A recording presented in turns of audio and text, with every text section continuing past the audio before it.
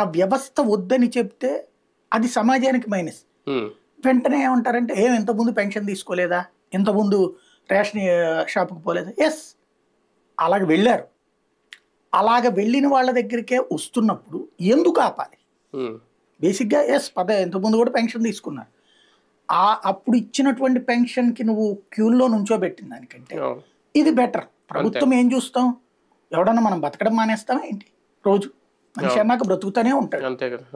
ఇంతకుముందు బతకలేదా, చంద్రబాబు ఉన్నప్పుడు బతకలేదా, ఇప్పుడు మేము బతకట్లేదా అంటే ఎట్లాగా?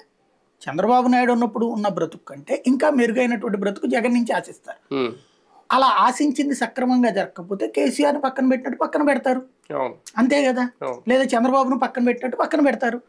అలాంటిది ఆ వాలంటీర్ని మనం మచ్చిక చేసుకోవాల్సింది. లేదంటే వాళ్ళకి భద్రత కల్పిస్తాం, ఈ వ్యవస్థ ద్వారా మరింత మెరుగైన వస్తువులు కల్పిస్తామని కాకుండా ఆ వాలంటీర్ వైఎస్ఆర్ కాంగ్రెస్ పార్టీ కార్యకర్త అనేటువంటిది వీళ్ళు ఎస్టాబ్లిష్ చేశారు, చేద్దాం అనుకున్నారు. అంటే మధ్యలో ఆ ప్రయత్నం కూడా చేశారు మీరు అన్నట్టు, వాలంటీర్ని మచ్చిక చేసుకునే ప్రయత్నం బాబు గారు ఈ నెల రోజుల నుంచి మొదలు పెట్టారు. మొన్న వాళ్ళకి స్కిల్ డెవలప్మెంట్ ద్వారా 30,000 నుంచి 50,000 ఇచ్చి పెడతామని కానీ, మేము వస్తే మిమ్మల్ని ఇంకా బాగా చూసుకుంటామని కానీ మన కుప్పంలో ఇచ్చిన హామీ, ఇది ఆ ప్రయత్నమే కదా. అంటే ఈసీ దగ్గరికి వెళ్ళినా ఇంకా పని కాకపోతే